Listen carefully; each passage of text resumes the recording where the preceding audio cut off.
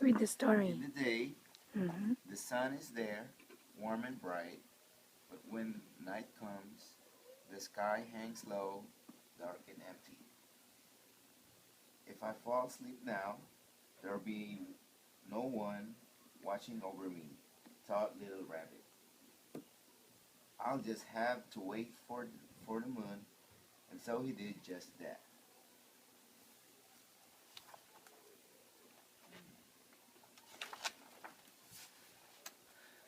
The trouble with being so tired and sleepy was that he didn't know exactly what the moon would come.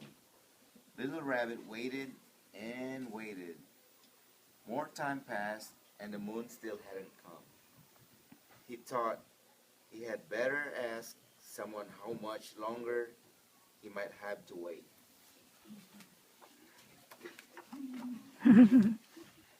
This is my first day ever, said a small flower in the fields. Maybe I will have grown into a tree by the time your moon comes. That sounded like an awfully long time. Little Rabbit thought he had better ask someone else, just to be sure. Look deep into the water, shivered a little lake nearby. Maybe your moon has fallen and can't get out. Little Rabbit thought he had better ask someone else, just to be sure.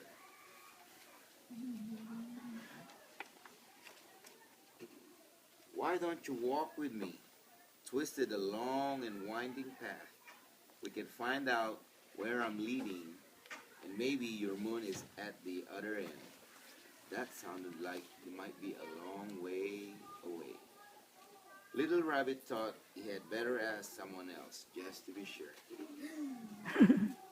I'm blown into this part, breeze of wind that had picked up. Who knows?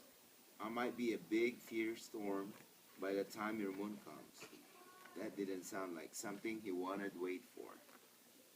Little Rabbit thought he had better ask someone else, just to be sure.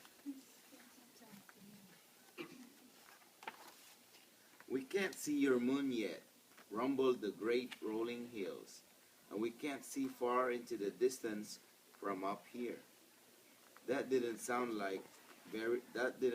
very promising. Little Rabbit began to think that the moon might never come, and he was getting awfully tired. Uh-oh. And then, from behind the hills, carried by the wind, along the twist of the path, reflected in the lake, and shining on the petals of the small flower, the most perfect moon slid into the night sky.